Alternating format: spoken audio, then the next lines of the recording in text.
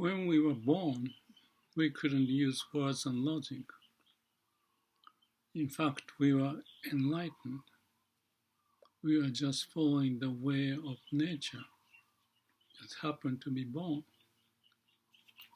And whatever the reason is, the law of nature took place so that we have this ability to use words and logic.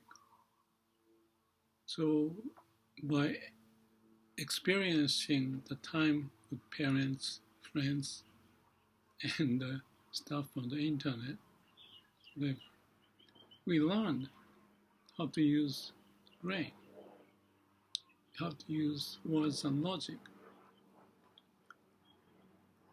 But it didn't come with the operating manual, so each person has his own experience to base on to make judgment. And it's fun and useful. That's why human civilization has advanced all the tools that we can use,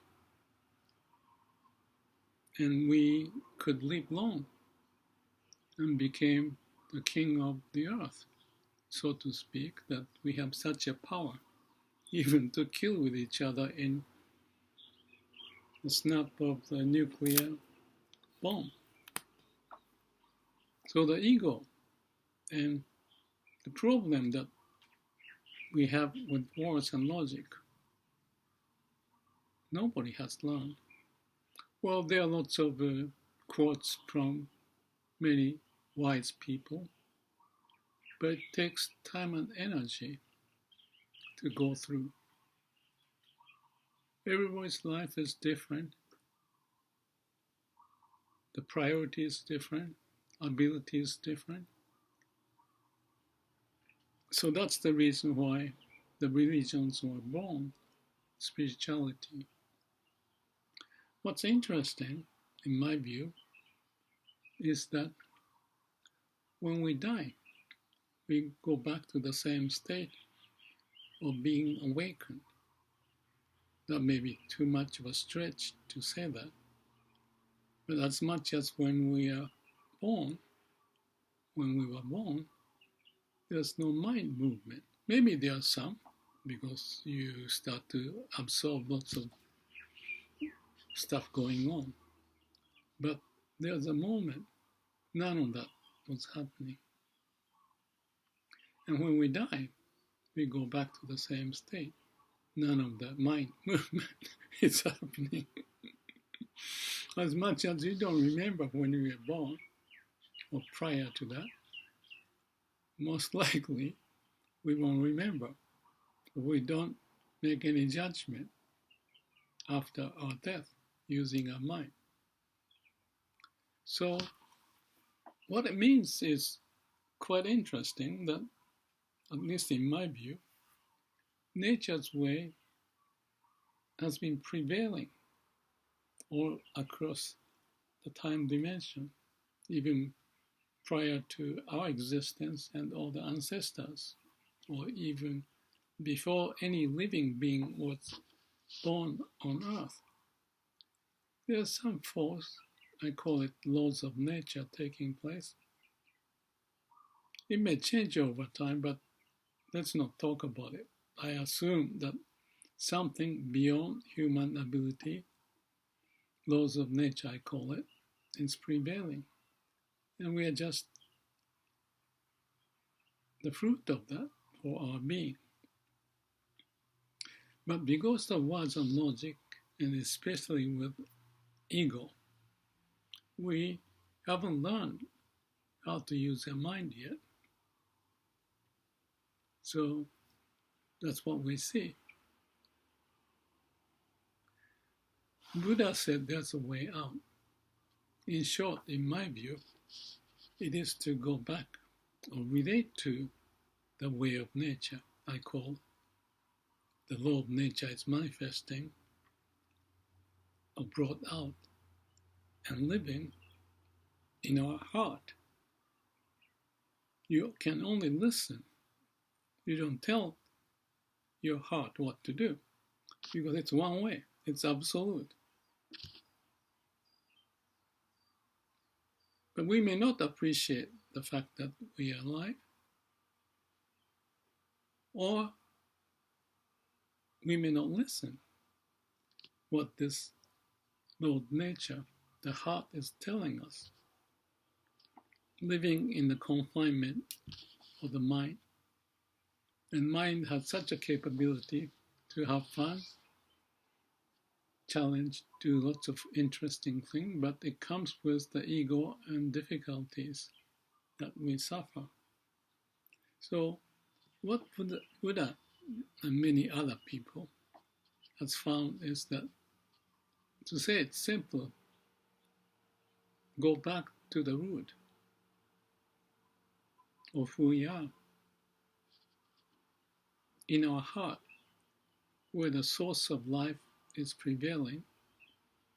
As a part of it, the mind was developed, and as a part of it, we can recognize the power of these laws of nature.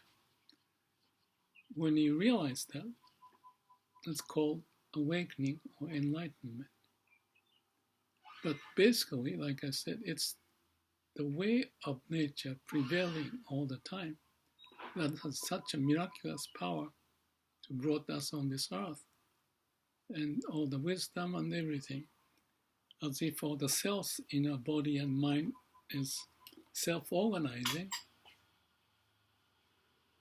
to bring out the wisdom and compassion. So, as much as such is the base core of who we are, if we awaken and listen to our heart, you are in line with the way of nature. And for that, we talked about samadhi, no mind, no ego. That's a meditative practice, as if you go back to the quiet being as you are when you're a little baby or prior to that. And as much as you can connect to that is the wisdom, so that we can go beyond the human suffering. Human suffering is human generated. And if we know the logic, the way it happened, and then go back where this synthetic evolutional process, self-organizing process of nature as a miracle that brought us here, that's the master of our life, not us, independently with free will. To think that we have a free will, that's a misjudgment, missing the whole point. That's the arrogance, ego. So awakening is to realize that flow and relate to the laws of nature as much as you go back. So let me just say a few words. If we have that sense to be able to observe the force of universe prevailing, and that's the connection you can have in samadhi, and you can just be aware at the source, as much as Buddha has meditated so much. I wondered why he meditated, because the sutra says that he's always meditating in samadhi. But I get it, because he wanted to be connected to the root and bring out the wisdom and be aware of all the synthetic self-organizing process of these laws of nature making us alive. That's the magic. We all have that. And when you die, the law of nature doesn't change. So in the process of dying, this is what I picture. You see it, maybe some nerve system is disconnected, whatever, as a law of nature, as it is. You just accept it, and you are one with the law of nature to die, as much as how you started in your birth years ago. Go back to the basics, especially when we get lost.